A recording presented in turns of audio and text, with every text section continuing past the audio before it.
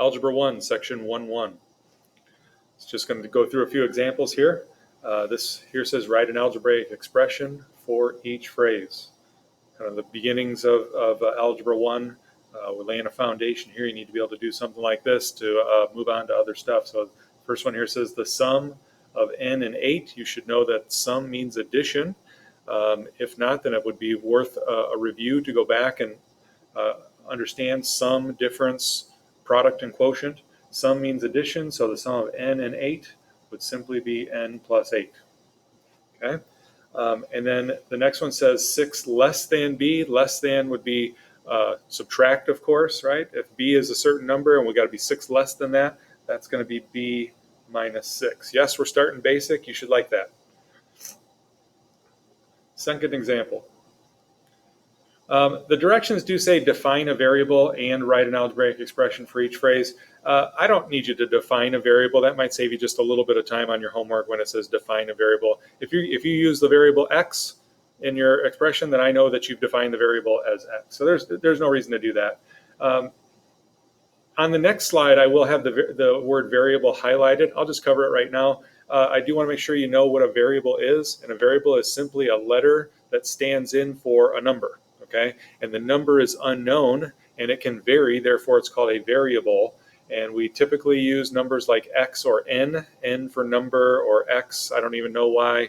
If it's a two variable equation, because y comes after x in the alphabet, I assume that's why we often will use x and y. But you are not relegated to just using x and y. Feel free to use whatever variable you like. One caution with that is that if a problem has defined the variable for you, you should use that one. Okay, so if later in the year we're factoring and we're factoring something like 3y squared plus 2y minus 8, and you change it over to x, that's not going to be acceptable. So make sure that you use the variable that they give you. Otherwise, in a problem like this, use the variable that you like. It says 10 more than twice a number. Now, the variable that I like in this case is n, because it's a number, right? So 10 more than twice a number. Well, twice the number would be this, 2n. 10 more than that would be plus 10. That's an algebraic expression. On the next slide, we're going to define that as well. Notice they used y. I used n, they used y. 2y plus 10. Same thing. Okay, so we've already defined what a variable is. Also, you should know what an expression is. An expression would be a combination of numbers, variables, and mathematical operations. Operations, think plus, minus, times, divide. And it doesn't have to have all of those elements. It doesn't have to have multiple of those elements. You know, the number 2 is an expression. The variable x is an expression. But also 3x squared minus 7x plus 14 would be an expression. Basically, an expression is you should think of it as having the absence of an equal sign. Okay, we're not solving anything. It's not an equation. It's just an expression. So we're looking for an expression. And again, you don't have to define the variable, but in this part B, we're looking for an expression that is 3 times a number minus 6. Again, I'll use n. 3 times the number that I'm using as n minus 6 would be like this. And I think probably a better way to ask to say this question would have been like to say 6 less than 3 times a number, but that's not what they said. 6 less than 3 times a number would also be 3n minus 6. Okay, and I brought that up about expression because in the next example, you're going to see the word equation. An equation does have an equal sign.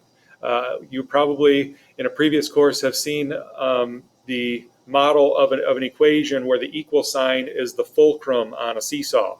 I don't know if you call it a seesaw or a teeter-totter, but I called them both when I was young.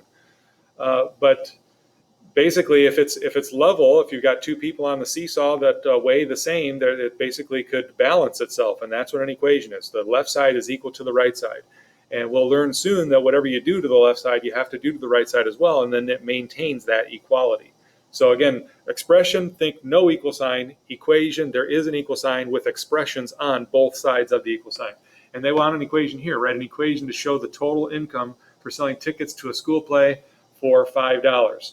Well, if I use the word income and tickets to define my variables, I'll use I for income and T for tickets. Now, again, I'm not against you if you use X and Y, but just for more specificity, I'm going to use I and T. Think about it now. If you sell one ticket, that's $5. If you sell 2 tickets, that's $10. What are we doing? We're multiplying, right? So income is equal to 5 times t, t being the number of tickets. I believe they also used I and t here. Yes, they did. Okay. Now again, if you came up with y equals 5x and you're defining your tickets as x and your income as y, that's okay too.